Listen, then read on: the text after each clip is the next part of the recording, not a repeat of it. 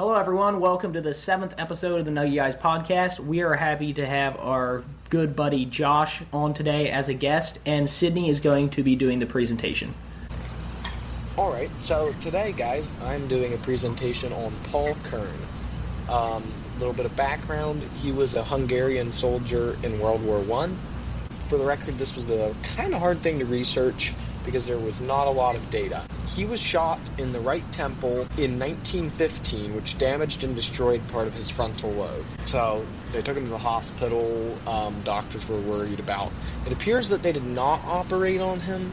It was a little, like I said, researching was hard, and it was maybe a little unclear, but it seemed like they did not operate on him. Of course, he was knocked out and everything. And when he came to, he had just lost the ability to sleep. It was not obvious to him at the time being. He just woke up and never went back to sleep in the remaining approximately 40 years that he lived. Returned to civilian life not too long after that. Seemed to lead a fairly normal life. He sometimes tried to sleep, but he said it was more difficult than staying awake. So, yeah. Any questions y'all have? So, do we think that his life was any shortened by this? I mean, I guess you say he lived another 40 years. Presumably he was already 20-something, so he lived about 60, let's say?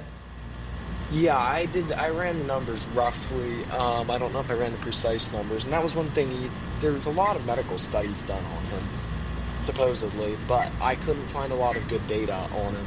It may have been, I don't know if any of them got published in papers or medical journals of the time or not. I couldn't find a whole lot of them. But doctors were suspicious that, yeah, he would lose some life, but he didn't seem to lose a whole lot. I mean, yeah, if you die at 60, that's a little young, but the fact that you had a traumatic brain injury like that, that's a pretty good lifespan. He said sometimes he would close his eyes for a while to rest them, I guess probably just not to keep from overloading your optical nerve going to your brain or whatever. But even if he was tired, he couldn't go to sleep. He would still get tired sometimes, he just couldn't go to sleep. So he apparently wasn't just completely exhausted all the time, or maybe he never talked about it or something? No, I could not find anything indicating that. It was a statement by him for a paper. At first it was a very curious sensation to close my eyes and be unable to sleep. Although I could not sleep, I yawned at frequent intervals through the boredom and monotony of existence. 2 or 3 times a week I lay in bed knowing that in spite of the utmost weariness I was unable to sleep. He stated that he used to read or walk around his flat, go to night resorts. He also stated that he did not drink as a rule, but a short while ago my friends gave me too much a quantity of spirits, and in the end they became tipsy, but I remained sober. So he implied that he lost his ability to get drunk. I don't know that that was well proven.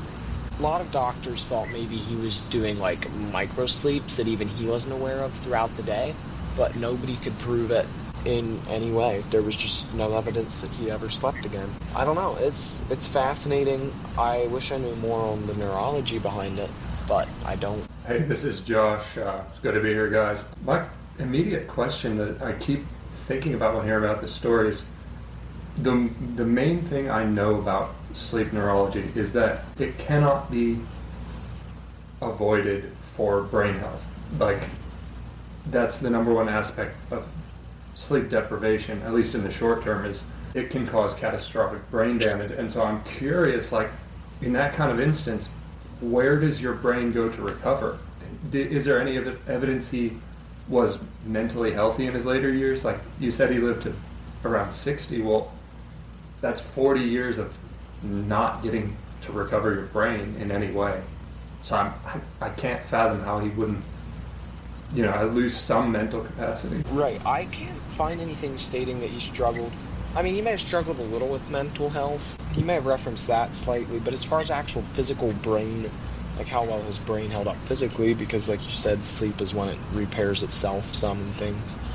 I couldn't find anything stating that he seemed to have lost a lot of brain function or anything. There's also another fella.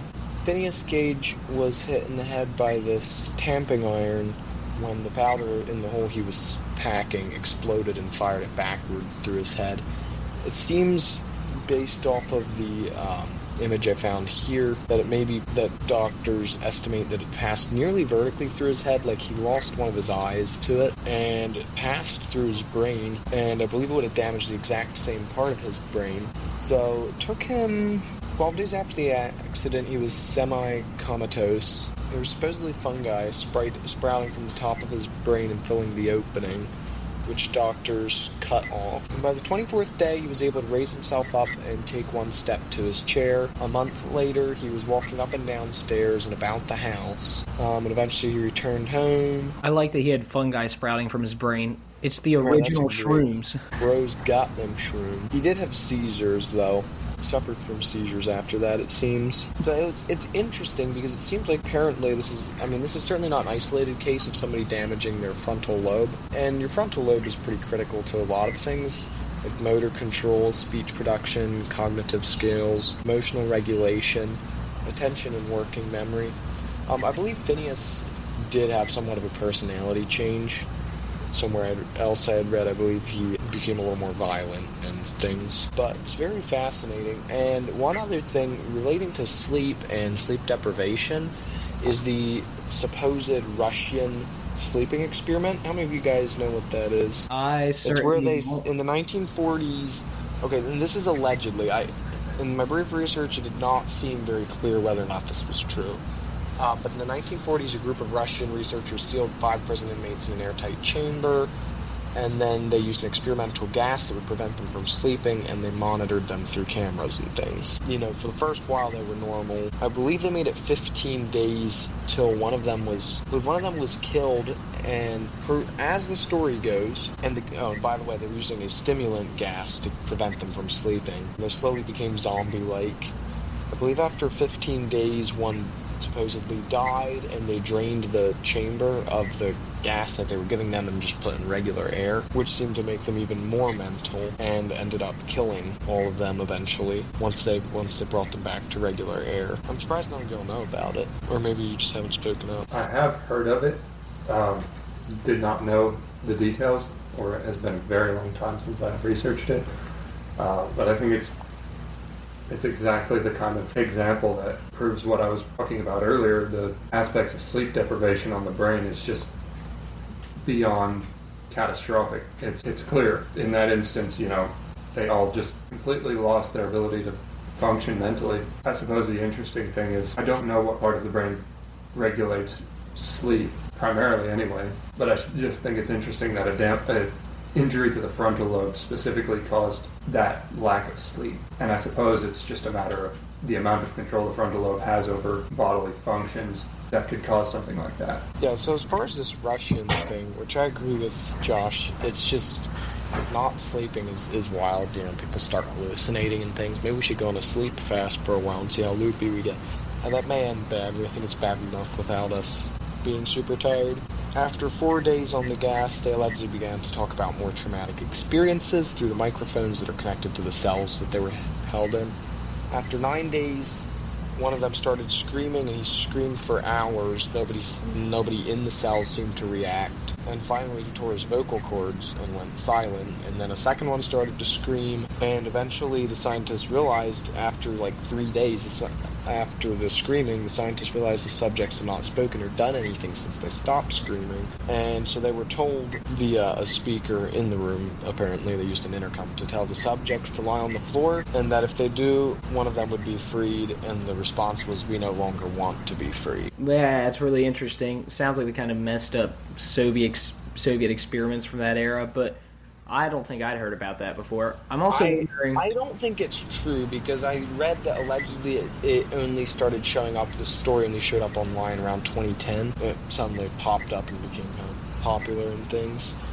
Supposedly the guys who were in there had horrific injuries on themselves. They'd ripped away portions of muscle and flesh, and some of their internal organs. Supposedly they were eating their flesh, although I do not believe that they were actually deprived of food. I think they were only sleep deprived. Well, my question is that, okay, so sleep deprivation is considered torture for the most part, but about the guy we originally started talking about who didn't sleep for 40 years, apparently it's not actually torture for some people. If you lose part of your brain, it's just perfectly all right. You stay mostly sane and you can live for years, whereas the rest of us die within a couple of days of sleep deprivation.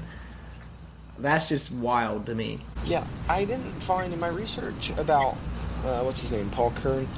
I didn't find a lot of other articles saying, "Oh, hey, check out this person who lost the ability to sleep" or anything. I mean, obviously there's insomnia and things, but that's different. That's not necessarily a lack of ability to sleep. Always, you may lack ability to sleep when you want to things, but it's not like they just lose the ability to sleep.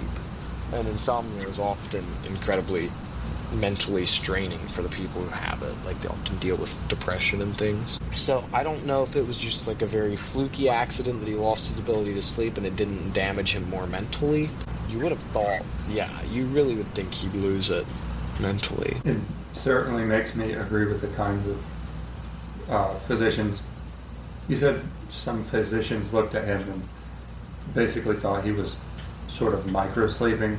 Something like that definitely seems likely to me because, I mean, I don't know how in the world it could possibly work where you don't really sleep, but you still have the same micro recoveries throughout the day.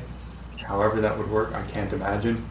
But if he really didn't have a significant decline in mental ability, well, something like that must have happened in my relatively uneducated opinion on this issue. Just a little bit more.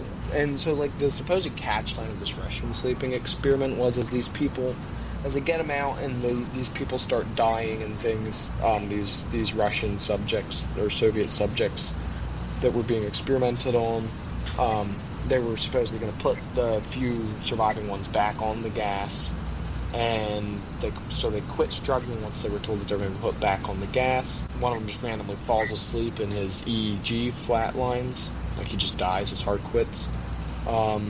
Another one starts screaming to be put back on the gas, and his monitor shows the same flatlines.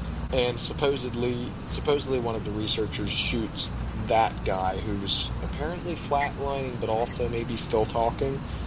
One of the researchers shoots him because the commander orders that the 3 researchers be sealed in with these subjects who they're going to put back on the gas.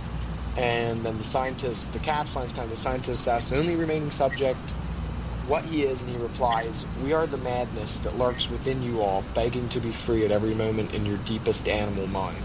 We are what you hide from in your beds every night. We are what you sedate in silence and paralysis when you go to nocturnal haven where we cannot tread." So the scientist shoots the subject in the head, and it whispers, "So nearly free," before dying, which ends the experiment. So, I don't know. Sounds like a Soviet experiment. If it's true, I don't think I totally believe it. Like, you would think if the Soviets actually developed this anti-sleeping gas that worked this well, they would surely give it to their guys on raids or something, right? Like, give it to your pilots so they can fly straight for, 48 hours or something. You would think they would have done something like that with it, not just lost it or hidden it away or something. Yeah, especially that last supposed dying testimony of that one poor lab rat. That sounds completely fake. That, like, right, complete clickbait. If you're that coherent after however long without sleep, yeah, that doesn't sound right. I mean, being that the current world record is 11 days without sleep. And as far as the Paul guy, even from a physical perspective, like, how does your body not get damaged when it doesn't have those hours to repair itself? Like, your intestines, they say it's good for you to not be eating, for X amount of hours to give them a break and whatever. You hear all the stuff that sleeping is supposed to do for you, and then there's a guy who just like, done with that for 40 years and seems to lead a normal life, besides that he gets to live a lot of extra life. I mean, can you imagine if you sleep 7 hours a day? How much time you would gain if you just didn't have to do that? So, from what I can find, it seems like most of the actual sleep circuitry in your brain really is not located in the part of the brain that the reports say is the bullet hit in him. It's one specific part of the prefrontal cortex. I can't pull it off the top of my head. But apparently, really there is all of the main sleep circuitry is not located there. The main suggestion that would bring up is that he really developed the inability to be conscious of sleep, or it allowed him to kind of reduce his sleep significantly, and then also completely shut down the memory and the consciousness of it. So he would maybe have, several cat naps throughout the day. He would never be conscious of any of them. He would never be aware of them. And to his experience, he would have never slept. But he would have been able to rack up at least some amount of mental recovery and physical recovery, as you mentioned, by doing that. But how would he not start hallucinating is my question. Like every other normal human being after a certain number of hours of sleep deprivation starts hallucinating, at least for the most part. And then you can't even function as a normal human being because you don't know what's real and what's you're just seeing.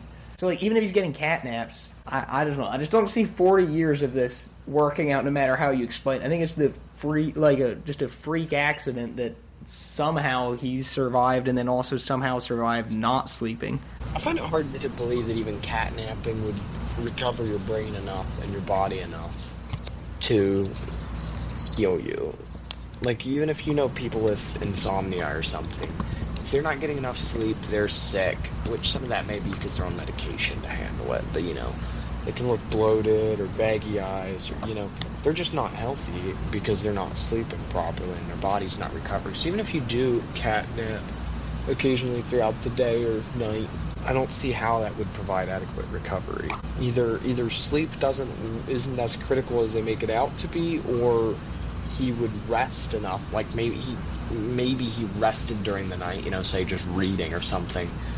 That it doesn't mentally you don't quit, but physically you quit for long enough. So I'm also curious how that would affect a person's memory if he's not dreaming, because that's partly where some memory processing happens, I think. I wonder how that would affect his short and long-term memory if he's not dreaming and processing what he took in throughout the day. I just have to say, I think this guy took the idea you can sleep when you're dead a little bit too seriously. Yes. Here's to 40 years of waiting to die. So, as far as sleep, I was researching a little bit caffeine and sleeping. Because caffeine is a stimulant, but it does not prevent you from needing sleep, right? It just blocks your ability to feel drowsiness more. So, the chemical adenosine binds to the adenosine receptors in your brain, and this is part of how sleep works. Binding to adenosine causes drowsiness by slowing nerve cell activity. It can also cause blood vessels to dilate, supposedly to let more oxygen to your brain while you sleep.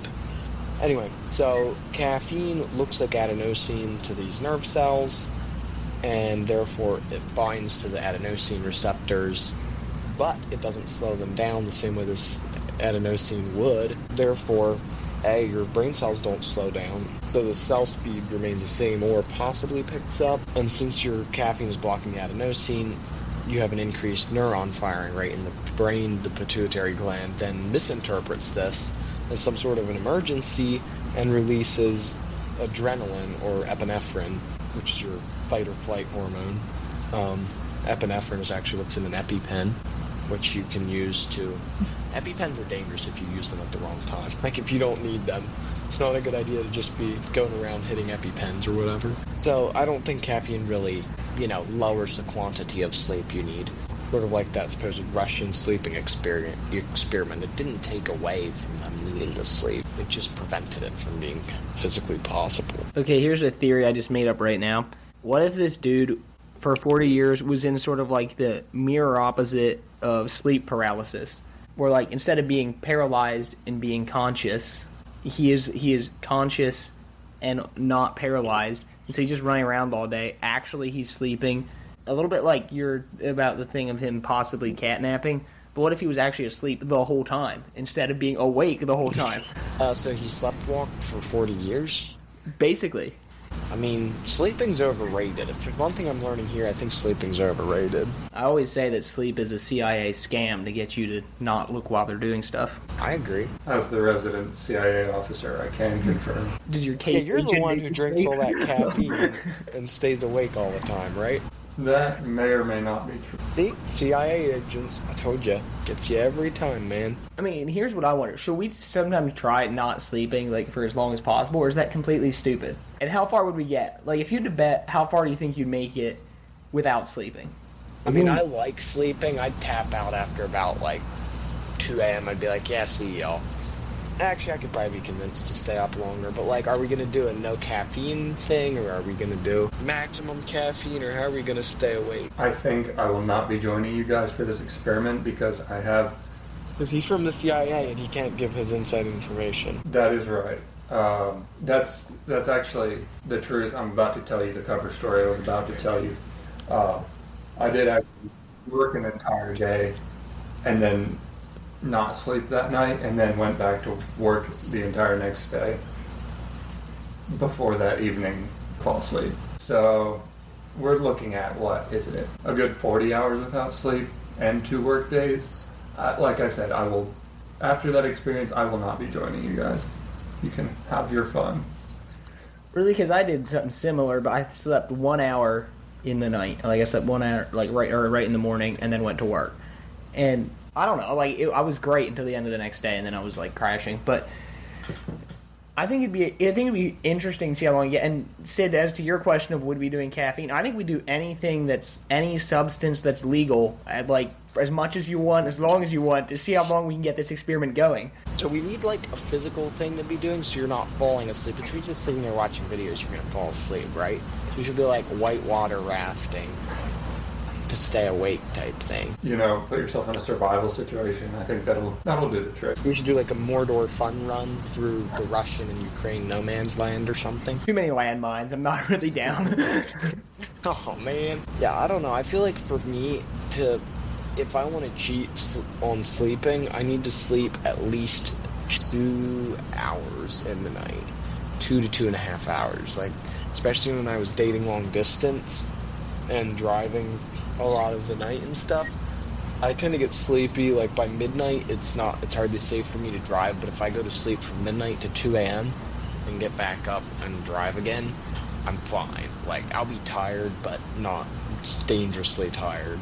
And some of that is even just my eyes get so dry I can't see straight to drive once it's, midnight or something. But that's not a very long-term solution, because kind of by the next afternoon/evening, you're about toast. I think that brings up an interesting point about sleep in general, how some people have, I believe the term is sleep inertia, and I may be using that slightly incorrectly, but for some people, taking naps, say 30 minutes to 2 hours, something like that, will rejuvenate them, will make them just jump up and be ready to go, and will actually help them out a lot. But there's a whole other category of people where, and I fall into this one, where if take even a very short one, say 30 minutes, you'll wake up feeling completely drowsy, completely drained, and that won't even be a temporary thing. It may last several hours after you wake up. And so if you're taking a nap in the middle of the day, say like 12 o'clock, noon, realistically, pretty much the rest of your day is lost because you have all that sleep inertia. You're drowsy for several hours. It's even worse than, say, waking up in the morning after a normal night's sleep. So I agree. Like, I don't normally nap in the day because I won't be able to sleep at night. And yeah, if I sleep for too long when I take a nap, I'll just be more tired and more grouchy when I get up. But that thing of sleeping at night, especially probably between the hours of 12 and 2, which is especially when you're deep sleep, for some reason that's a little different. Like, and I get that burst of adrenaline when I wake up and I'm like, okay, I gotta hit the road, gotta start driving again. I get that burst of adrenaline to wake me up. So normally the waking up thing wasn't too big of a deal, especially if it's like cold in your car or something. Okay, random question, but do any of us here get sleep paralysis? It'd just be sort of interesting. I don't think I've ever experienced it, but it'd be... Well, the one thing I know, I've heard about sleep paralysis. It seems like the position you sleep in affects that significantly. From what I've heard, and certainly from my experience, I've always been a side sleeper and have never experienced it. And from what I've heard, that if you sleep on your back, at least consistently, it's much more likely. And almost like a very high proportion of people who sleep on their back experience it. I feel like I got lucky in my instincts and avoided the monster. Wait, you're saying sleeping on your back gives you sleep paralysis? It's at least the most common way to experience the hallucinations, at least that I saw. Like, they're always they're pretty much always envisioned as on your chest when you're laying on your back. The other tactic, I suppose, is just to pull a blanket over your eyes or something. I don't know. I don't think that works though. Does it? Like, You can't move for whatever reason. Correct? wouldn't you still experience the hallucination? Well, you don't have to be hallucinating, do you, Pat? You just can't move when you first Well, I wake think up, you right? like seesaw. I mean, you're trying to like react to what you see, and you can't. But Okay, so technically, like, the sleep paralysis state is just when you're conscious, but in full body paralysis. So you would experience it every time you wake up and fall asleep. Probably there'd be like a little window of time in which you are conscious, but you're still paralyzed. Now, where it gets scary is where you start hallucinating along with it, and then you have like all these frightful hallucinations, and you can't do anything about them because you're paralyzed. Oh, and you're more likely to get it if you have sleep deprivation. So if we do like the sleep deprivation experiment, then maybe we could also fall into sleep paralysis and be like two birds with one stone. Here we go. Can we do some shrooms on top of that? This is one giant experiment. I like this. Mind every factor and just see as many paranormal beings in one night as you can. We're gonna be tweaking out, son. That Sasquatch will be with us, and like I guarantee you, if I start hallucinating, that Squatch is gonna be there with me, dude. Because like everything I see about tweaking out is about him. Like he's gonna be my guide on my shroom trip. Bro is good at it, son. I mean, he's always doing the booger sugar and the shrooms, man. He's got his Downsy with him. all right, guys, thank you for joining us for our discussion of sleep and the brain. You can find the Nugget Guys podcast on YouTube, Spotify, or Amazon Music. And we would love it if you would drop a comment, tell us what you think, give us more content ideas, drop a 5-star review, or hit the subscribe button on YouTube, whatever platform you're on. That would be awesome. Or even a 1-star review. We just like seeing random things Whatever happen. you feel like we deserve, honestly. Anyway, that's enough for tonight. Be careful out there.